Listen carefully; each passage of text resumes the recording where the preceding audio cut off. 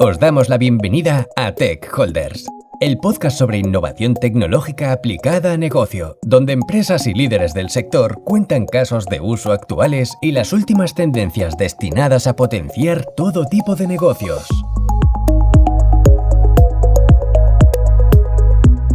Bienvenidos a Tech Holders, soy Alex Hidalgo y os doy la bienvenida a otro nuevo episodio. Hoy, como en casi todos los episodios anteriores, pues lógicamente estamos muy centrados en la innovación. Pero claro, la innovación también tenemos que ser conscientes de un poco la situación, ¿no?, geopolítica en la que nos encontramos. Creo que no es nada nuevo, que todos entendéis perfectamente pues el impacto, ¿no?, que a día de hoy existe, ¿no? Venimos de, por ejemplo, una pandemia que pensábamos que era un fenómeno que era imposible que sucediera y sucedió, y cómo eso ha repercutido, ¿no? Y cómo ha repercutido también pues en esta globalización en la que estamos a toda la industria, a todo lo que estamos un poco acostumbrados cuando hablamos de innovación. Y es que ahora lo seguimos viendo con la guerra de Ucrania, los temas de problemas logísticos. Creo que un ejemplo muy claro fue cuando se bloqueó el canal de Suez, ¿no? Y era una cosa que parecía también muy extraña que sucediera, y fue un impacto enorme, ¿no?, en las industrias, no solo en los retailers, sino en casi cualquier manufacturing que dependiera, ¿no?, de componentes que venían por ese canal. Y se crea un fenómeno que arrastra, ¿no?, en cadena, y que tiene un impacto que muchas veces para muchas empresas es muy difícil de remontar. Pues un poco entendiendo estas claves, y vamos a hablar bastante de estos temas de cómo afecta la geopolítica a todo el entorno en el que nos movemos de innovación. Pues hoy contamos con Eva Linares, que trabaja en Intel. Ahora ya nos contará un poquito más, ¿no?, su posición ahí y un poco su trayectoria. Pero la hemos querido invitar porque Intel en concreto es una empresa que está viviendo, ¿no?, en su piel pues todo este fenómeno de lo que les puede impactar, ya sea las guerras, pero sobre todo, por ejemplo, las crisis, ¿no?, de que están sufriendo pues de materias primas, que en su caso puede ser pues la parte del silicio, pero también la parte de dónde fabricar, ¿no?, que también es, al final hay un componente político también que condiciona mucho, y creo que todos lo conocéis, y que lógicamente pues con toda esta situación en la que nos encontramos, pues creo que es bastante interesante conocer, como una gran empresa que todos la conoceréis seguramente por los microprocesadores que tenéis probablemente en vuestros ordenadores, cómo está enfrentándose, ¿no? Y hablaremos de todo, ¿eh? Hablaremos de esto, hablaremos de sostenibilidad y de muchísimas cosas que seguramente no conozcáis de Intel hasta hoy. Y nada, bienvenida, Eva. Un Hola. placer tenerte con nosotros. Hola, muchas gracias, Alex. Muchas gracias, Plain, por esta invitación. La verdad es que es un gusto. Pues nada, siéntete cómoda. Ya sabes, un podcast es una tertulia, es decir, no sé, creo que es la primera vez que hacías uno, me comentabas, entonces no te preocupes, al final es pues un poco que nos cuentes, ¿vale? Vamos a un poco a discutir, a hablar un poco de todo, pero antes de nada, para que la gente un poco te pueda conocer, pues quién es Eva Linares, ¿no? Bueno, pues Eva Linares es una persona que, un poco mi trayectoria, llevo 20 y tantos años en el mundo tecnológico, a pesar de que bueno, estudié la carrera de químicas, fijaros, pero nunca he trabajado como químico.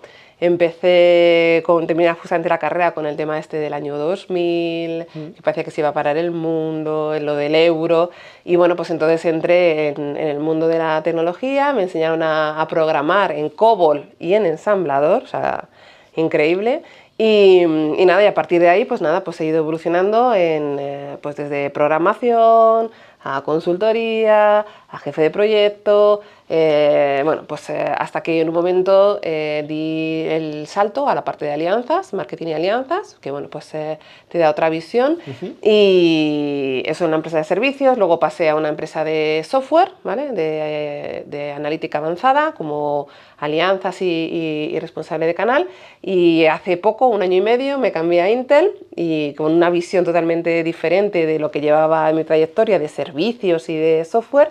Ahora estoy en la parte más de hardware, y también ahora os contaré un poco la evolución de Intel en la parte de software, y me encargo y soy responsable de trabajar con el ecosistema, con los partners que están aquí en Iberia, ¿vale?, en España y Portugal.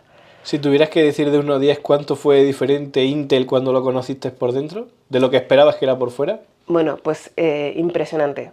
Creo que Intel para mí es una gran desconocida. Es una gran desconocida.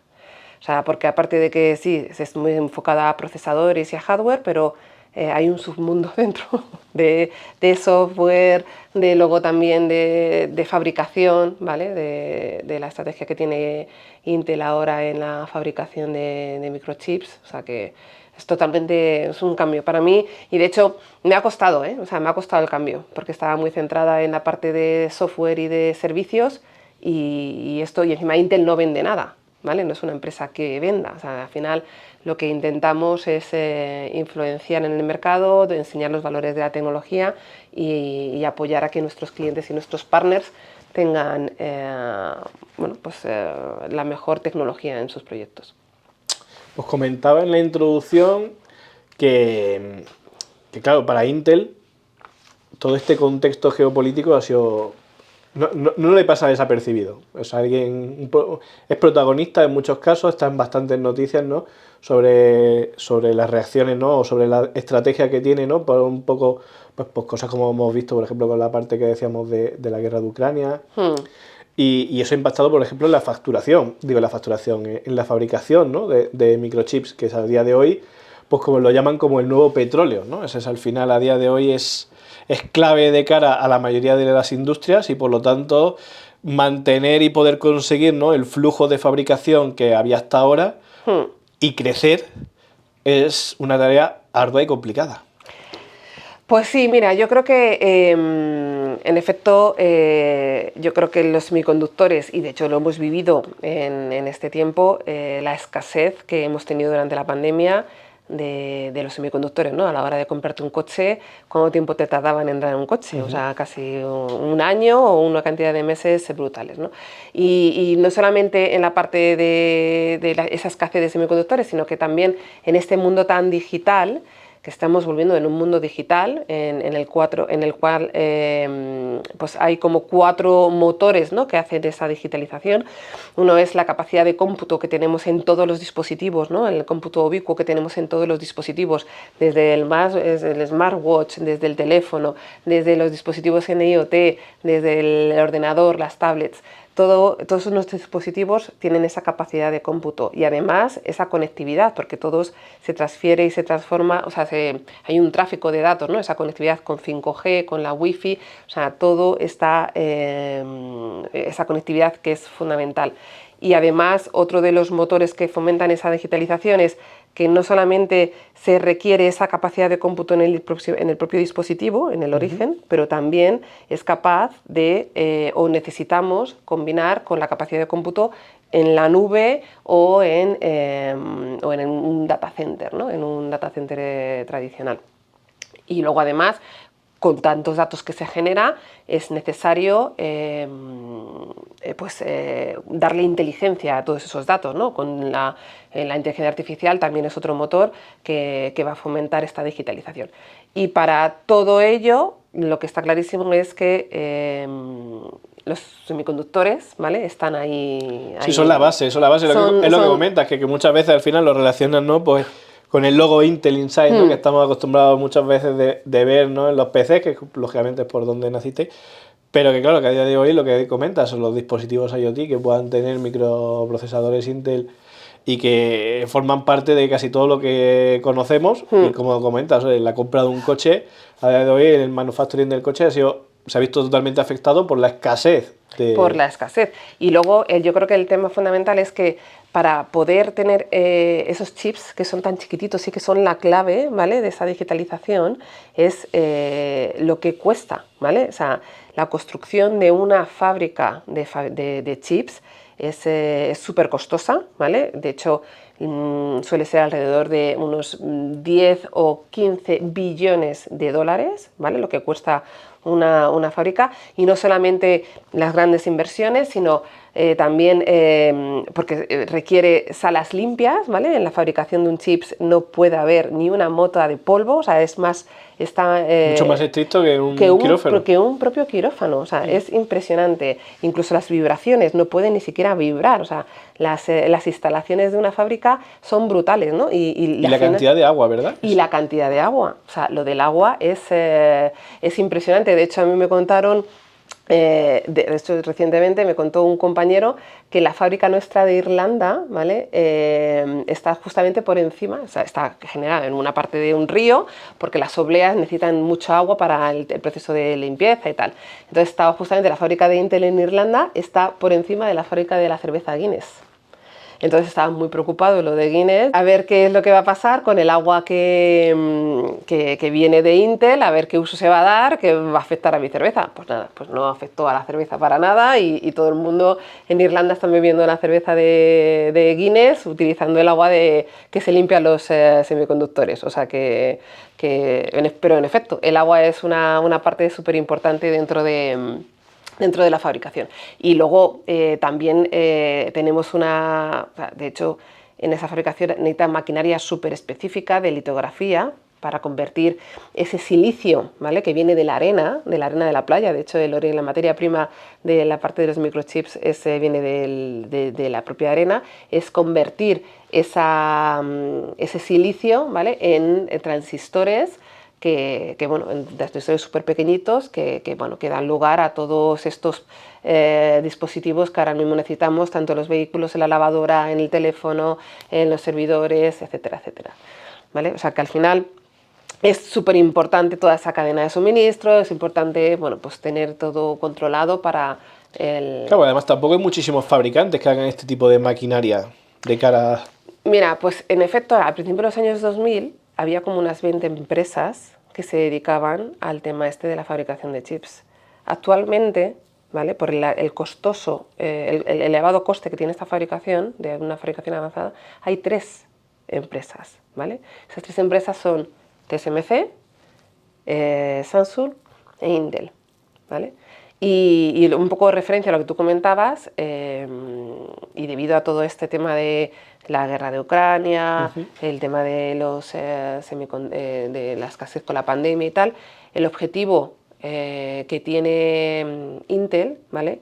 Es que Intel y Europa en general y USA es que el 80% actualmente que se está construyendo los semiconductores en Asia, ¿vale? Sobre todo en Taiwán, con ese conflicto que tenemos con Taiwán y China. Sí, no hemos tratado ese tema, pero lógicamente hemos comentado el tema de Ucrania, pero afecta aún más el tema que todavía está... No vamos a convertir esto en una charla geopolítica, pero está bastante incipiente y va a empeorar seguramente la situación en Taiwán. Sí, entonces, y se ha dado cuenta, ¿no? Porque al final los semiconductores yo creo que pueden incluso afectar a la estabilidad económica de un país, ¿vale? Lo hemos visto durante la pandemia, y no solamente en la estabilidad económica de un país, sino en temas de defensa. O sea, de hecho, Intel, uno de los clientes más potentes es el Estado de Defensa de Estados Unidos. O sea, que tiene un impacto brutal. Y entonces, un poco lo que está haciendo mucho foco, tanto Europa como Estados Unidos, que están invirtiendo muchísimo dinero, es traer en el 2030 el 80% que actual está la fabricación de chips en Asia, traerlo al mundo occidental. Y se está haciendo muchísima inversión.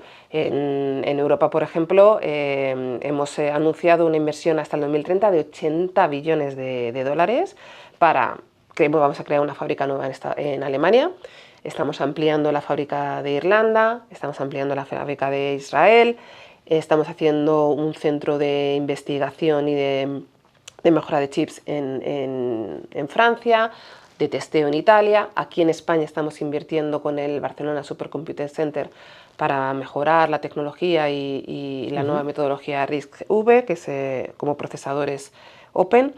Y todo eso es con el objetivo, bueno, pues de traer aquí en Europa, y luego en Estados Unidos, que también se ha hecho muy famoso, que se va a invertir unos 250 billones de dólares también con el Estado americano para ampliar fábricas en Estados Unidos, ¿no? Al final yo creo que Intel es la única empresa que tiene capacidades de diseño, ¿vale? Tenemos procesadores y tenemos productos que van evolucionando y que van mejorando. Sí, que llevan líderes de innovación. Líderes de innovación, ¿vale? Y porque también tenemos procesadores no solamente para la parte de servidores, PCs, IoT, inteligencia artificial.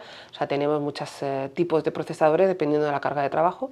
Y pues eso, en Estados Unidos Intel es la única empresa que tiene capacidad de diseño y de fabricación. De hecho, También por parte de Intel, una de las estrategias cara a este año o con el nuevo CEO que tenemos es que nuestras fábricas construimos para nosotros mismos, pero también para terceros.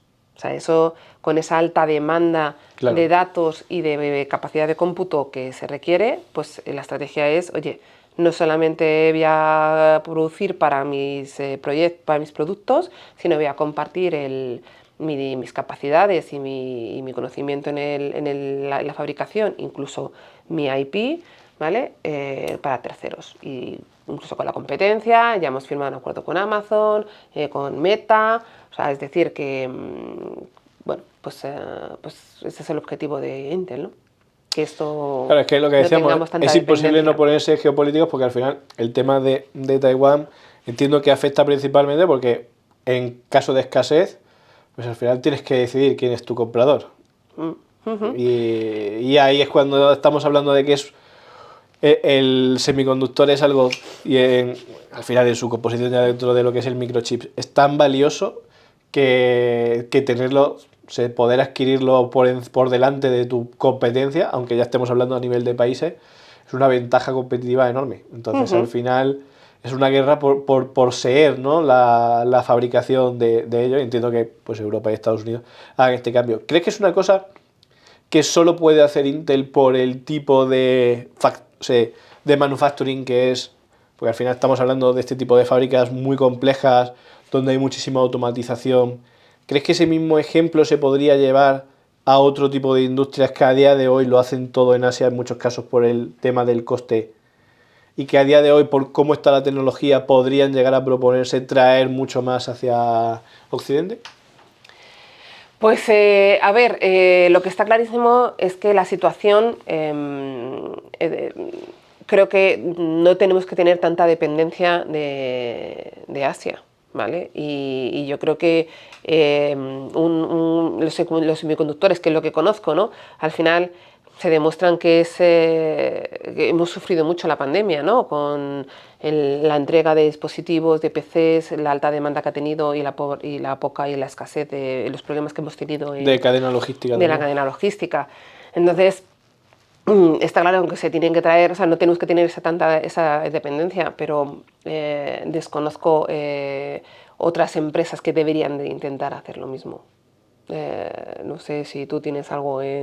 No, lo decía porque principalmente, claro, estamos comentando el hecho de que estamos una empresa que lleva muchos años haciendo esta fabricación en Asia y que lógicamente cuando tomó esa decisión, en muchos casos, pues venía también por el tema del coste, ¿no? O sea, al final era muchísimo más barato su fabricación en ese lado del mundo, pero que a día de hoy las plantas, que esto se está viendo mucho, por ejemplo, con la parte de fabricación de automóviles, la automatización hacia la que se está llegando hace que el valor persona a nivel trabajador no es tan crucial. Entonces, si te puedes acercar a la fuente de donde está tu materia prima, probablemente es mucho más rentable que hacerlo ya a día de hoy basándote en la mano de obra. Totalmente de acuerdo, totalmente de acuerdo. O sea, yo creo que al final, tú cuando tienes una fabricación, al final sí que es verdad que la mano de obra puede ser más barata, pero lo que es interesante es que tengamos un buen margen, ¿vale?, de las operaciones. Y ese margen se puede... si tienes cerca el conocimiento, tienes cerca la materia prima, tienes cerca tu cliente, tienes cerca la cadena de logística, pues al fin, puedes reducir costes en la cadena logística, pues al final la suma total pues te compensa construir aunque sea en Europa, en la parte occidental, aunque sea más cara la mano de obra. De hecho, una de las cosas que se puso encima de la mesa eso, ¿no? En Intel, cuando se decidió Alemania para montar la fábrica, aparte de que se requiere mucha agua, un tema, los clientes cerca, de hecho estoy en Alemania con todo el tema de automoción, mucho de la gente puso en duda, ¿no? ¿Por qué te vas a Alemania cuando la mano de obra es tan cara? Y bueno, pues mirando todos los factores, la parte de la materia prima, la parte del conocimiento, la parte de los clientes cercanos, no tienes tantos riesgos en logística, pues al final la suma compensa. Claro, estamos hablando, Eva, de cómo impacta, ¿no?, a nivel de los costes, la fabricación, Pero claro, un punto, que lo decías tú antes, por ejemplo, hablamos del uso necesario del agua, ¿no? Y es que al final toda esta fabricación tiene un efecto muy grande, ¿no? A nivel de sostenibilidad, que es al final, entiendo que otro de los puntos más importantes que están sobre a día de hoy sobre la mesa de Intel. Digo de Intel como de la mayoría de las empresas que nos están escuchando, ¿no? Cada uno en su mayor medida. Entiendo que en vuestro caso es muy grande el peso. Ya espero que nos cuentes un poco qué iniciativa y qué estrategia estáis tomando.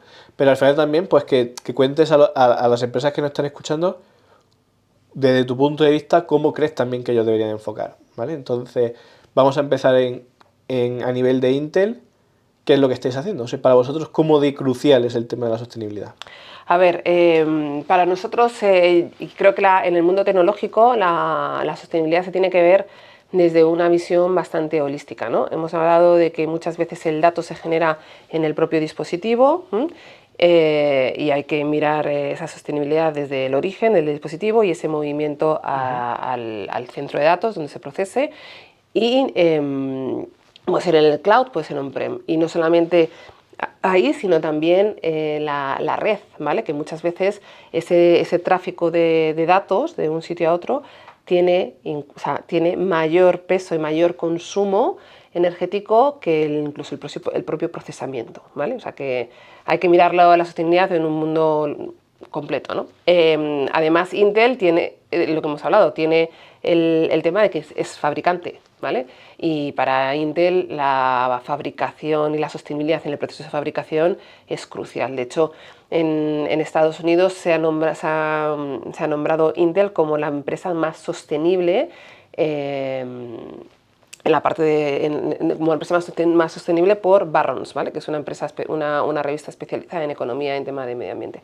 Y lo estamos demostrando, ¿no? Queremos ser una empresa con emisión neto cero de carbono. O sea, lo que intentamos es que emitimos carbono, pero somos capaces de retirar de la atmósfera la misma cantidad de carbono que emitimos.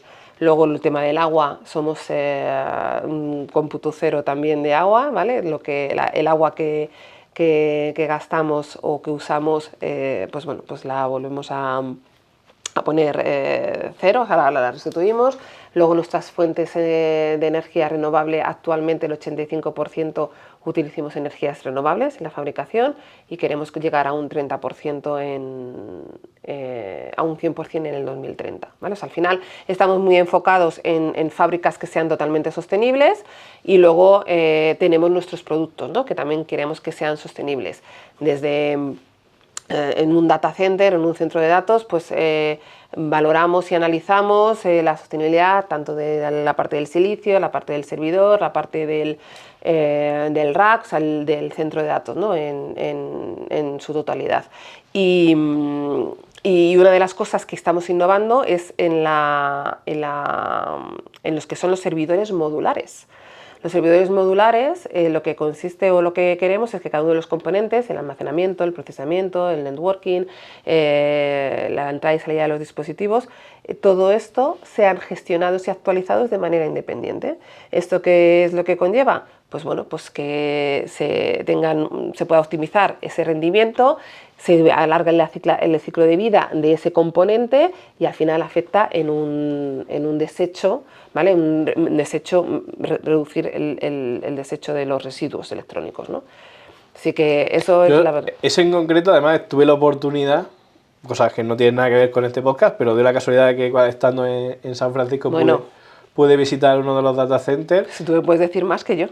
Y eso lo vi en persona, vi exactamente los nuevos diseños que se han hecho a nivel de las tarjetas racks, el cómo se crean, ¿no? Las diferentes placas y que es bastante curioso el cómo se ensambla, ¿no? Al final eso es como un pequeño Lego en el que todo se inserta y en minutos cambian, ¿no? Directamente a nivel de procesador o memoria, etcétera, lo cual lógicamente alarga la vida porque estás reutilizando la mitad de los componentes porque en vez de hacer toda la fijación, pues todo es al final acoplable, ¿no? Claro. Y al final, pues eso es súper importante. Oye, qué suerte, si es verdad que estuviste. Qué envidia, qué envidia.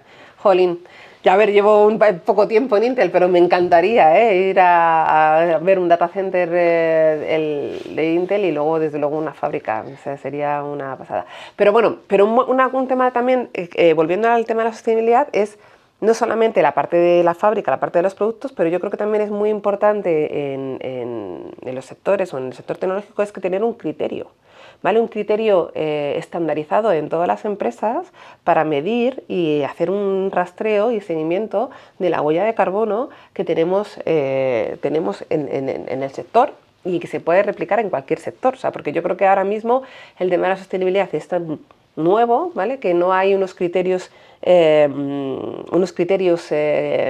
estándares para todas las empresas del sector para hacer ese seguimiento, ¿no? de la huella. Sí, el otro día justo leí que se están cambiando, claro, los niveles con lo que eso se mide, porque claro, al principio nace todo muy simplista, ¿no? En plan, eres una empresa verde o no lo eres, y eso al final, claro, tiene muchos matices. Y que además que ahora ya por temas fiscales, etcétera, todo va cambiando y lógicamente se busca que ese detalle se vaya por todas las administraciones aterrizando mucho más. Sí. Porque a día de hoy es el cómo lograr ser verde, entre comillas, ¿no? Hay muchísimas maneras. Pero sobre todo porque yo creo que ya por todo el tema geopolítico que estamos comentando, ya no se ve solo como un tema de reducción fiscales, como hasta hace unos años parecía, sino porque a nivel de cadena, como hablábamos antes, cadena logística, fabricación, impacto en el entorno en el que te rodea tu propia fábrica, trabajadores que también lo exigen, o sea, el usuario también empieza cada vez a exigir más. De hecho, en efecto, aparte de la regulación, que viene muy bien, hay un estudio de IDC que dice que en el 2024 el 80% de las decisiones de compra de IT estarán muy vinculadas en cómo puedo ayudar a mí mismo como empresa o a mis clientes a reducir la huella de carbono, ¿vale? O sea que yo creo que el tema de la sostenibilidad debería de ser ya incluso un cambio en el modelo económico, ¿no? O sea que a pesar de que las empresas sean rentables, que desde luego tienen que ser rentables, pero sí que deberían de tener un impacto positivo tanto en la sociedad como en el medio ambiente, ¿no? Y que es un movimiento sencillo, y insisto, también entrecomillado, el tema sencillo, pero comparado con poder tener que cambiar todo tu proceso de fabricación o tu modelo principal de negocio. Por ejemplo, en muchos casos, que nos pasa con muchos clientes, el poder mover a un hiperescalar, a un cloud en el cual ya sea de Microsoft, de Amazon o de Google, el poder llegar a mover tus cargas, ¿no? a estos data centers que ellos ya se encargan de cumplir y competir por tener los mejores estándares posibles de sostenibilidad, es algo que tú individualmente no puedes enfrentar y que tiene un cambio en la huella de carbono a nivel de lo que quieres objetivamente, lo que quieres cumplir dentro de tu empresa, que es muy rápido de alcanzar con una decisión, por ejemplo, de mover temas a la nube, comparado con otros, me refiero. A ver, yo en el tema de la nube, al final, una cosa y es un hecho es que el 3%, ¿vale? El 3% del consumo energético mundial se dedica a los centros de datos. O sea, una barbaridad. El 3% del consumo eléctrico, ¿vale? Y donde está el mayor consumo, desde luego, es en los hiperescalares, luego en los centros de datos habituales, ¿vale? En los centros de datos estándares, y un consumo muy potente es lo que os comentaba, es el tema del tráfico y el movimiento de datos entre clouds, entre data centers, entre clouds. Eso consume más incluso que los propios servidores, ¿vale? De un data center. Y es un tema importante que lo que comentábamos es que por parte de Intel y el objetivo con los procesadores es que cada vez tengan mayor rendimiento y mayor potencia con el menor consumo, ¿vale? Tengan el mejor ratio de performance por vatio. Luego, dentro de esto de los data centers que te comentaba, en los servidores, al final se ha estudiado y se ha visto que el 10% de la huella de carbono en un servidor viene de la fabricación del servidor y el 90% viene del uso de este servidor en un data center. Entonces, el objetivo que tenemos es que, en efecto, esos servidores tengan un procesador cada vez mucho más potente, ¿vale? Más eficaz, y no solamente ese procesador, sino también todas las aplicaciones que corran sobre esos procesadores que estén lo más optimizados posible y que sean capaces de hacer uso de esa capacidad de procesamiento, ¿vale? O sea, al final es un cómputo que tenemos que mirar, o sea, bueno, pues no solamente o sea, que tenemos el hardware que te permite tener a mejor performance por vatio, sino que también la capa de software y el aplicativo sea consciente de que, que haga uso, ¿no?, de todo ese beneficio del hardware. O sea que... Luego, otra cosa que también se está innovando mucho por parte de Intel para reducir, ¿vale?, ese consumo de electricidad en los data centers es la refrigeración por inmersión acuática, ¿vale?, líquida. Lo que se quiere conseguir es que el PUE, que es un baremo que mide la efectividad del consumo electrónico o energético dentro de un data center, que se calcula con la cantidad total de energía de un data center, ¿vale?, que pasa un data center, dividido por la energía que utilizan los servidores, pues al final sea lo más eficiente posible. Y eso es contra más cercano al 1, mucho mejor, ¿no?, más eficiente es el data center. Y en este caso, con la inmersión líquida, llegamos a un valores de 1.03 en el consumo y en la eficiencia de energético de los data centers. Entonces, ¿no necesitas enfriar todo el edificio, solo esa parte? Claro, en un principio es inmersión líquida de los propios servidores, ¿no?, que entonces lo que se hace es, bueno, pues que la energía que entra en el data center sea lo más eficiente, incluso esa energía que se desprenda que se pueda dar uso para calentar otra parte del edificio, lo que sea. Pero sí está en la inversión de los servidores, que es algo que bueno, hemos incluso firmado acuerdos en Asia. Eso está muy evolucionado en Asia. Se está trabajando mucho con Asia, volvemos otra vez a Asia, pero bueno, la idea es luego volverlo y trabajarlo aquí en Occidente, ¿no? Pero se está innovando mucho en esa parte. Y de hecho, al final lo que nos preocupa es que es eso, ¿no?, que si es un 3% ahora mismo el consumo a nivel mundial de la energía para los data centers y estamos en un crecimiento exponencial del dato, del procesamiento, claro, o sea, esto solo crece, eso no para de crecer. Y la idea, ¿vale?, es que ese crecimiento de consumo energético no sea tan elevado como exponencial, sino incluso dentro de ese que se mantenga en un 3%, ¿vale? De hecho, se está viendo, ¿no?, que los procesadores cada vez son más potentes y tienen más capacidad de cómputo. Entonces, bueno, pues a ver, la sostenibilidad yo creo que es algo que se debe realmente interiorizar, ¿no?, en las empresas y en el modelo. Y esa cultura, esto es una pregunta que no estaba preparada, pero es así solo. Si no tenemos nada preparado. Ya, que es el tema de esa cultura, ¿cómo la notas que llega a calar dentro de cada uno de los empleados de Intel?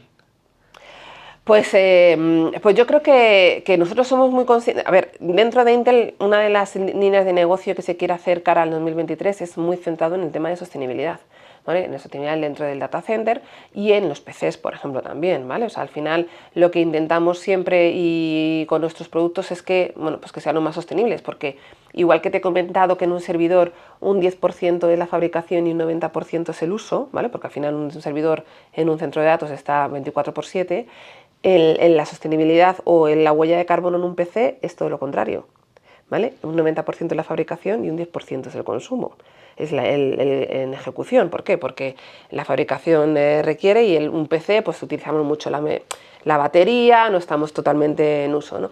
Y yo creo que dentro de los empleados de Intel sí que nos inculcan mucho, ¿no?, el tema de la sostenibilidad y es una empresa americana, es el número 1 como empresa más sostenible en Estados Unidos, o sea que sí que... Y que creo que es totalmente necesario, porque la innovación es lo que tiene, o sea, la innovación es cuando ves más allá de lo que puede venir, ¿no? Y al final te permite un poco pues, sacar esa ventaja competitiva que tienes como compañía, ¿no? Sacar lo mejor que tienes dentro de la compañía. Y no te puedes dormir, que hace poco leí además que es un riesgo que va a afectar bastante a los fabricantes de televisiones, y es que se está poniendo en duda, no sé si ya está firmada hasta la ley, de las televisiones de 8K a partir de ciertas dimensiones, se va a prohibir su venta en Europa. Y es porque un televisor de esas medidas, la energía que necesita es muy grande. Creo que hacían como la comparativa de que podías tener todos los electrodomésticos encendidos de tu casa, que al final esa televisión iba a consumir más.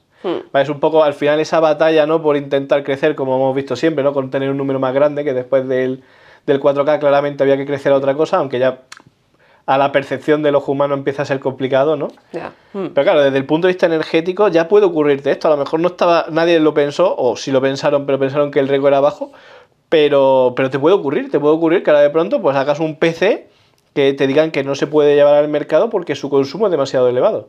Porque cada vez va a haber más leyes que regulen esa parte. No, es totalmente de acuerdo. O sea, y yo creo que tú cuando o sea, yo creo que la sociedad también tiene un chip, ¿no? A la hora de...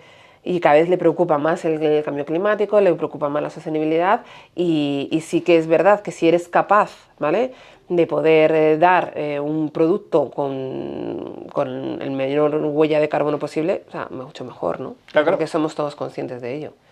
O sea, Y claro, y de ahí pasamos al procesamiento, porque una de las cosas que además es muy desconocido para mucha gente es que Intel, aparte del hardware, que eso creo que la mayoría de gente lo identifica, es una empresa muy fuerte en software. pero esto porque es lo que te comentaba anteriormente. Nosotros en Intel seremos unos 120.000 o 115.000, no sé, ya pierdo la cuenta de los empleados que somos, pero tenemos un grupo muy potente, casi alrededor de unos 10.000 empleados desarrolladores de software. Y es lo que os comentaba. Lo importante del hardware es que si el hardware tiene sus bondades y va evolucionando con aceleradores de inteligencia artificial, con temas de seguridad, con temas de encriptación de datos en el propio hardware, si la capa de software no lo entiende, no lo conoce y no los utiliza, ¿qué sentido tiene? ¿Vale?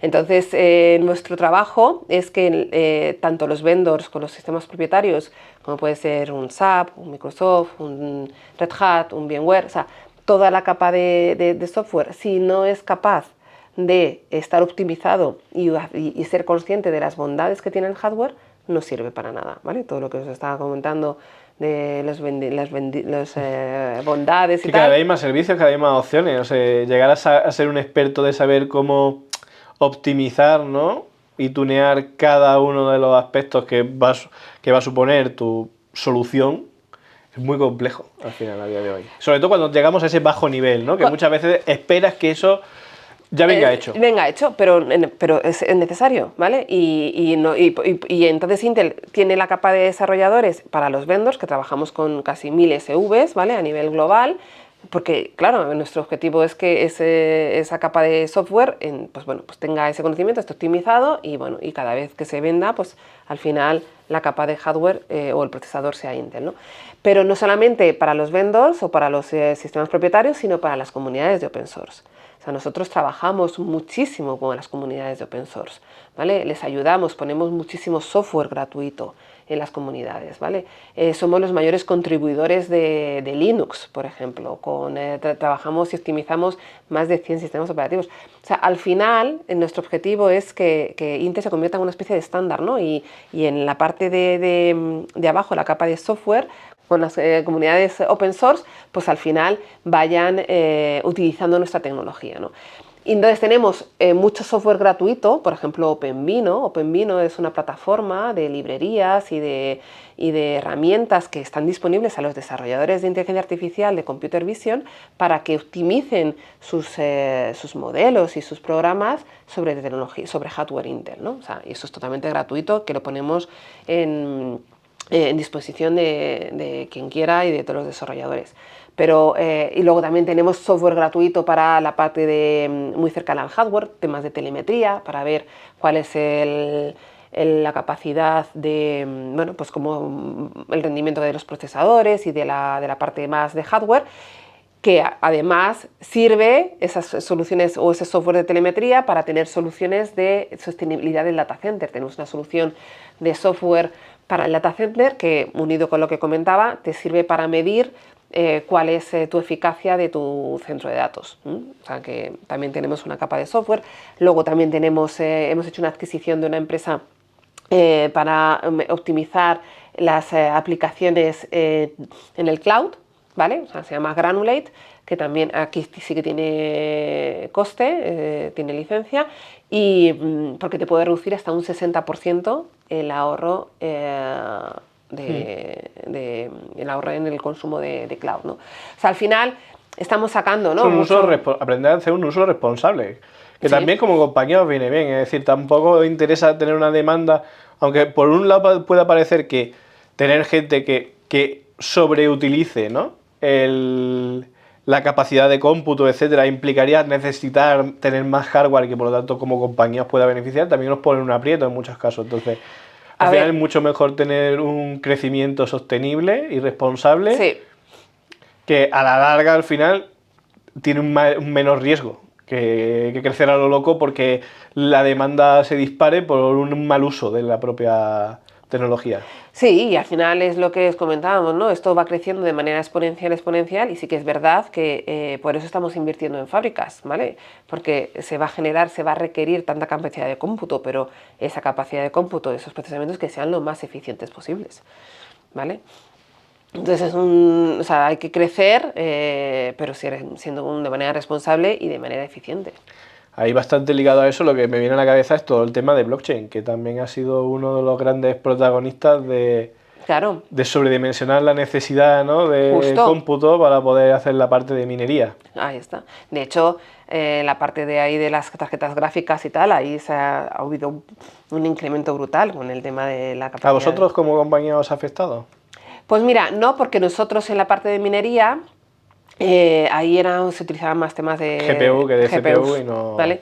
De hecho, Intel ahora va a sacar GPUs, ¿vale? Muy potentes también, pero claro, sí que es verdad que ahora la demanda ha bajado bastante más. Bueno, pero esto cambia rápido.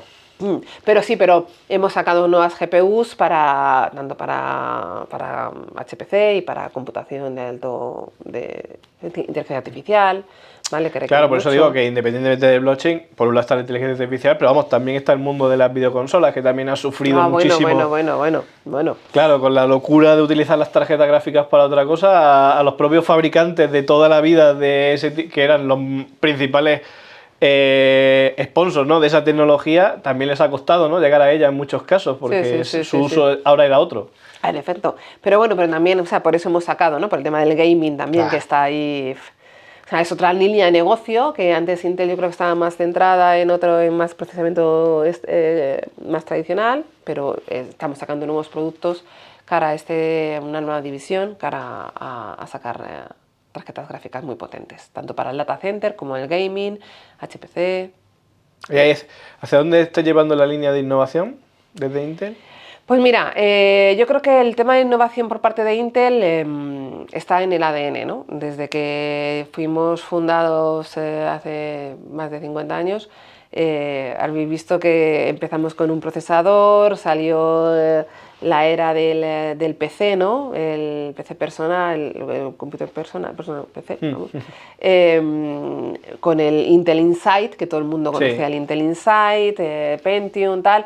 No solamente la parte de procesador, tiene la parte de conectividad, o sea, con la red Ethernet, con la Wi-Fi. O sea, es decir, que por parte de Intel la innovación es innovar o morir, ¿no?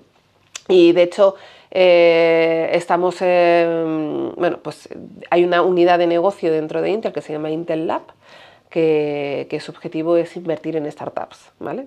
De ahí, bueno, pues se invierte mucho en nuevas empresas y nuevas ideas que luego somos capaces de fomentarlas. Por ejemplo, una de esas empresas que empezó con una startup es Mobileye, que es una empresa de automoción autónoma, que es israelí, que era, bueno, pues que era una empresa muy potente en toda la asistencia en conducción, y ahora, bueno, pues está en el mundo de la automoción automática, ¿no?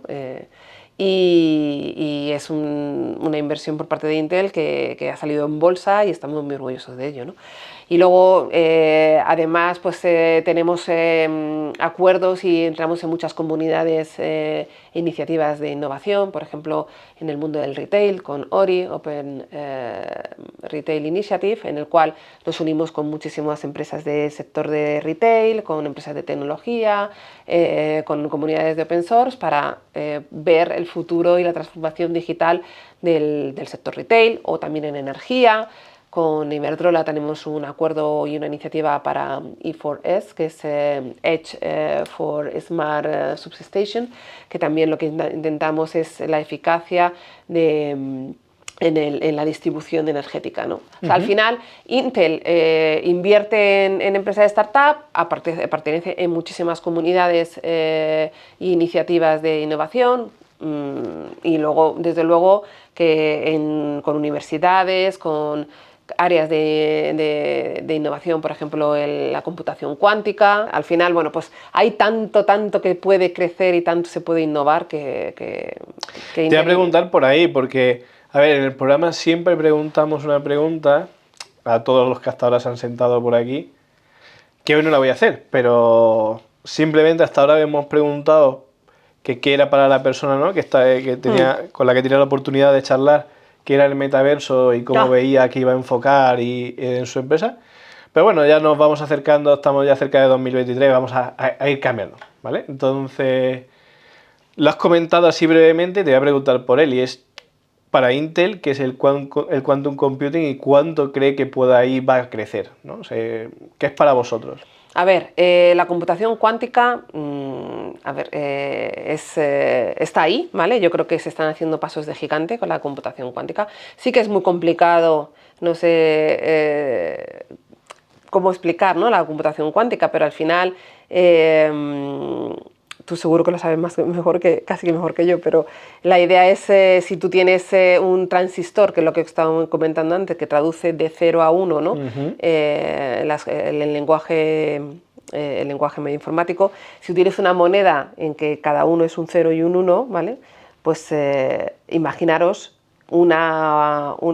girando una moneda, ¿no? Hacer el spinning de una moneda. Al final puedes tener esa capacidad de computación casi al mismo tiempo de ceros y unos. Entonces incrementa una barbaridad.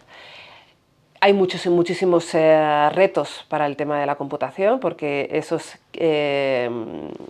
qubits, ¿no?, que es lo que se llama, pues son súper inestables, duran muy poquito tiempo y además requieren una temperatura de menos 180 grados. Sí, a ver, a día de hoy la producción es muy difícil. Estamos hablando dentro de la física cuántica, para cualquiera no suena, como además ya era complejo simplemente a nivel conceptual de entender. Lógicamente para todos los especialistas que están ahí están intentando pues dar pasos de gigante muy rápido también, porque es verdad que tecnológicamente va a suponer un antes y un después, sobre todo pues con temas como los que comentábamos antes de la necesidad, ¿no?, que tiene por ejemplo la inteligencia artificial, ¿no?, de cómputo, que llegado a este punto pues va a ser un cambio brutal, ¿no? O sea, y que eso va un poco a lo que tú comentabas con el tema del metaverso. O sea, el metaverso está ahí y yo creo que, bueno, pues hay mucho, no soy una especialista y vosotros conocéis muchísimo más del metaverso, pero eso requiere una capacidad de cómputo impresionante, ¿vale? Y a medida que vaya avanzando estas nuevas maneras de tecnología, de la computación cuántica, la morfológica, pues al final, pues eso permitirá todo esa de inteligencia artificial, ese metaverso y todo lo que viene más allá, ¿no? Que a mí se me pone la carne de gallina pensando en todo lo que va a venir en un futuro. Bueno, eso está claro. Creo que ahora mismo es una parte que estará en experimentación. Entiendo que desde Intel, pues lógicamente por vuestro ADN de hacer procesadores, lógicamente la computación cuántica. Y se está haciendo muchos trabajos, pero también con universidades. O sea, claro. Y también IBM, como los orígenes con los procesadores, también IBM está ahí, tenemos un acuerdo muy potente con IBM. Bueno, pues yo creo que se está avanzando mucho, pero hay muchos retos. Hay muchos retos. Y ya comentabas el metaverso, pero como todo en la vida, al final siempre hay algo que empuja el doble o el triple que el resto. Yo, y esto es una opinión personal, creo que además la computación cuántica está bastante acelerada por la parte de ciberseguridad. Y es que la computación cuántica es la única opción que pone en riesgo los sistemas de criptografía que existen a día de hoy. Claro.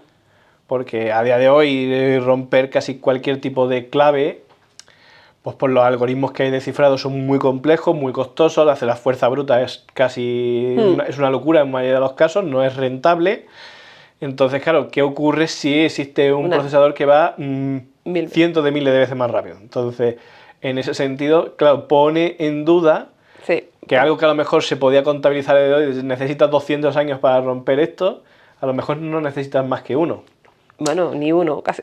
Claro, y recordemos, ¿no?, que al final... Total, estoy de acuerdo contigo. Recordemos cómo empezó todo con Turing, ¿no? O sea, al final es algo que mueve mucho y yo creo que por ahí va a haber un empuje, igual que hay otros sectores, ¿no?, como farmacéuticos, etcétera, y bancas que necesitan, ¿no?, que ese procesamiento de un nivel muy potente les va a permitir, ¿no?, hacer modelos de negocio que hasta ahora a lo mejor no podían hacer y de predicción en tiempo real que hasta ahora mismo no podían hacer.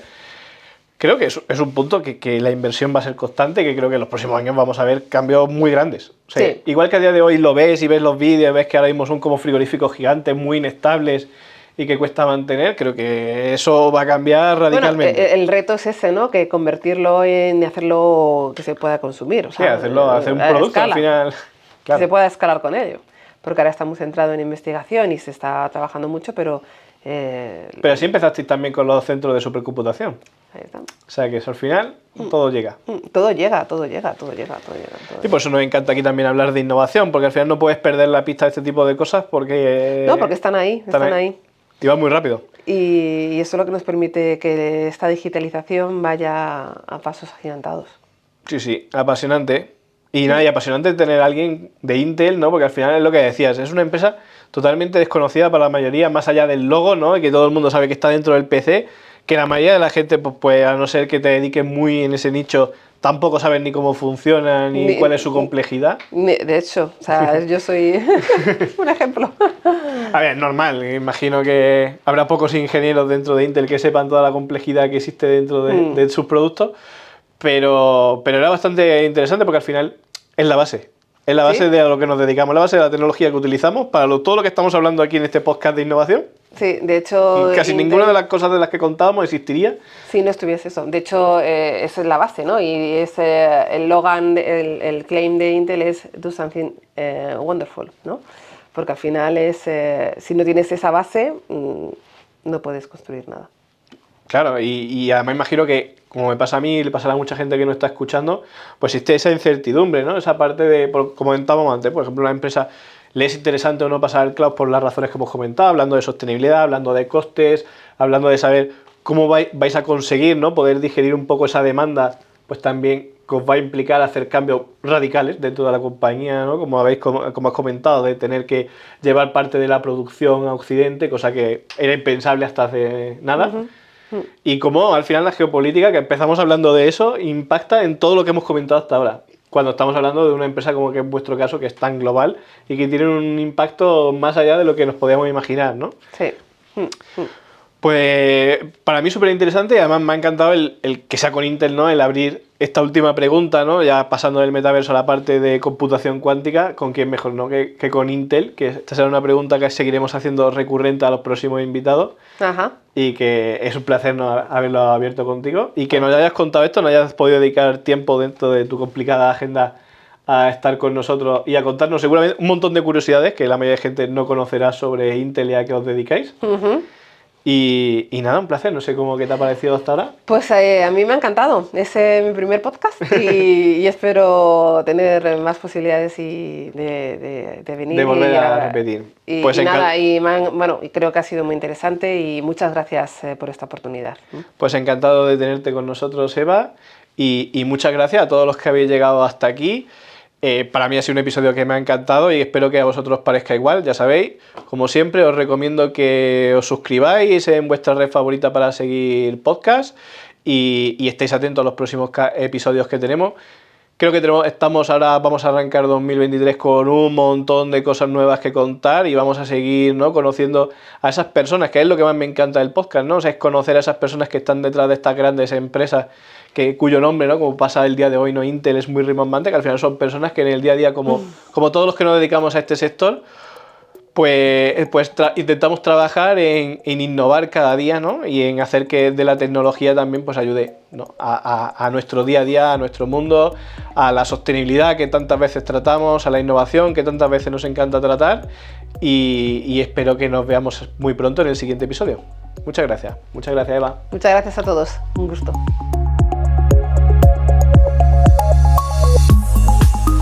Gracias por escuchar este episodio de Tech Holders. ¿Te gustaría que tratásemos algún tema concreto? No dudes en hacernos llegar tus propuestas o comentarios a techholders@planeconcepts.com.